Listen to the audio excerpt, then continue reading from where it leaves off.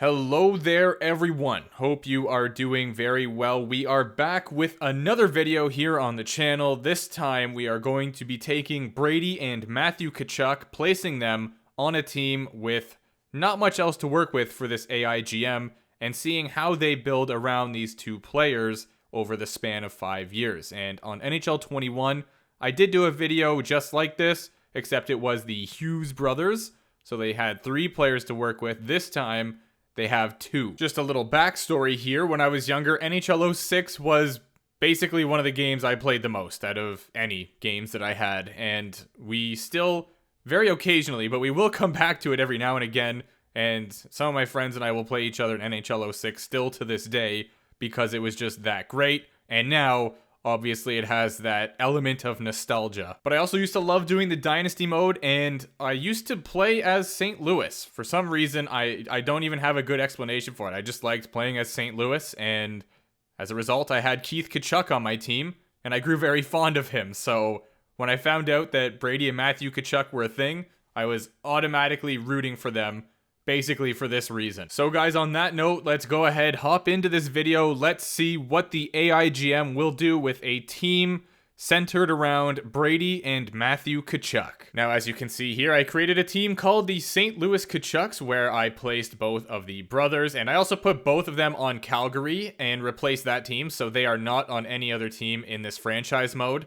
I took a ECHL roster and filled up the rest of the team with them and gave them 1-year deals with enough to not really mess with the cap so that they are cap compliant. As we saw in the Hughes video, that sort of turned out to be an issue as the cap hits for the Hughes brothers went out of control from the auto calculation thing. So we have Matthew Tkachuk and Brady Tkachuk both on the first line here. The team is not solid, to say the least. And I also had to give Matthew Tkachuk a bit of a contract extension because he had 1 year left, and I did not want that to cause an issue either.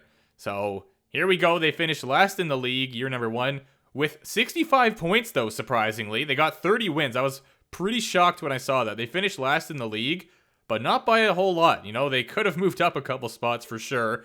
And what a year. 93 points from Brady, 91 from Matthew, and they went up pretty significantly in overall. Matthew went up to 91, Brady up to an 88. And they also made some trades. They picked up some other players here or brought up players from the AHL, and that's why they ended up doing all right, I suppose. They did, in year 1 at the very beginning, start to build this team up. And as you can see, the Tkachuk brothers are actually up there in the overall league stats, so they had quite the year in year number 1, and they will sort of get screwed over here with the draft lottery. They moved down 1, but it could have been much worse, and they end up picking up a player who will be very prominent throughout this simulation, as we will find soon. He is a medium elite playmaker at the center position, 80 overall. And I'm also going to show you guys the list of free agents at the end of each season, just so we know who the Tkachuk GM could pick up here. And I set all my stuff to automatic, so as you can see who the GM is trying to sign, but I just didn't actually do anything. I hit simulate, and that's about it. As we can see here, the team is already being built up quite nice, and that draft pick Morer, I think that's how it's pronounced, is on the second line already. The defense still not looking great overall, I must say, but they have Flower and Net and Werner as the backup. They would finish last in the Pacific with 33 wins this year, 72 points. LA had 76, so they still didn't get destroyed. And Detroit got 73 points in the entire league, so once again, they were very close to not being the last spot, but they still were. And a big step down this year. Brady puts up 50 points, Matthew with 73. I am not too sure what happened, but I'm assuming it's probably because they weren't out there 50 minutes a game this year. 85 overall now for Brady, so he's back to where he started. Matthew is at 90, so he dropped 1 from the previous year. Fleury actually has some pretty decent stats here with a 912 save percentage, so the goalies did all right this time around. And obviously there are no trophies going to the Tkachuks here. And in the draft this year, they moved down 1 more spot from the previous year. They went from 1st to 3rd.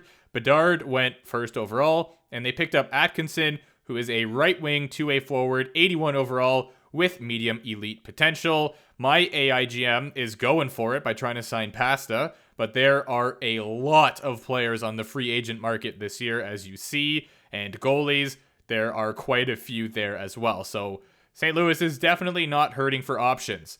Malkin Atkinson, the recent draft pick, and Matthew Tkachuk will be the first line. Brady will be playing with Maurer, who's up to 85 overall now. So those draft picks are already playing a pretty prominent part in this team. Jake Allen will now be the starting goaltender, and Dustin Wolf, which, funny enough, I actually, when I used to try and get autographs, I'm probably going to get back into it because it was pretty fun, but I sort of made up this graphic here.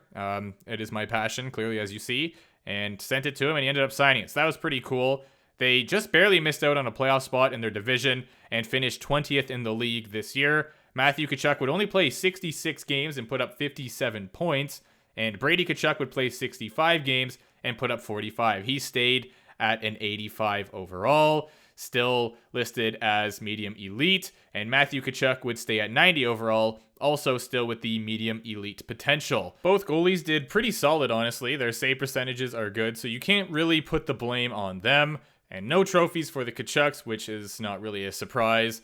Another crazy free agent market as well. Malkin is in the market again, but Sebastian Aho, 91 overall, is at the top there. There are some goalies as well. You can see Jake Allen is there, but Maurer, Besser, and Tkachuk will be on the first line. And then Atkinson, Kopp, and, well, Brady, I guess. I'll call them Brady and Matthew from now on. Didn't really think about that. Make up the second line. The defense looks like it's made an improvement. Merzlikins and Wolf will be the two netminders.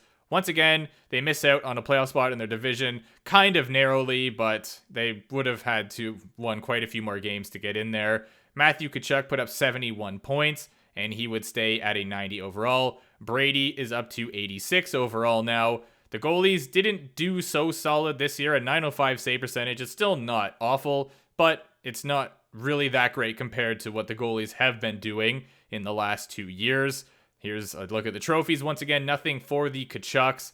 The free agent market, still pretty hot. Provorov, 88 overall. Aaron Ekblad is up there as well. And there are lots of potential players to pick from.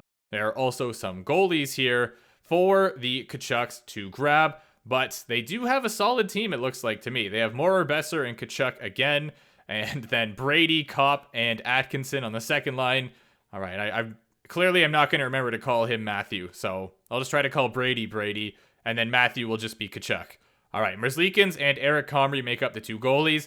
They finished 7th in the division here, so they were not able to make the playoffs in the entire 5 years. They got pretty close twice, but just not able to cut it. 67 points in 78 games from Matthew. There we go. Brady Tkachuk put up a total of 55 points, and he was at 85 overall. The goalies just didn't have a great year this year, and throughout the entire 5 years, they also did not win any trophies individually. Obviously, we know they didn't win any team trophies, but yeah, no individual trophies for the Tkachuks either. So, honestly, I was sort of debating on maybe not posting this because it didn't really turn out great, but I think it's still interesting, and it's a good experiment to see what the AI GM does regardless, and the kind of changes they make and if they are effective or not. And in this case, the GM did make a lot of changes, but they didn't really prove to be effective. Sure, the team got pretty close to making the playoffs, but didn't make it in once throughout the entire 5 years still. So if you guys want me to do a video similar to this with maybe some other players, or,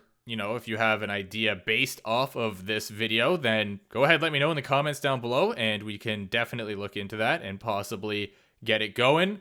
But overall, guys, I hope you enjoyed. I thought it was interesting. Hopefully you did as well. And yeah, be sure to leave a like. That would be sick. That'd be unreal. And I hope you're doing well. Hope you're doing great. Have a good week or whatever. And yeah, see ya.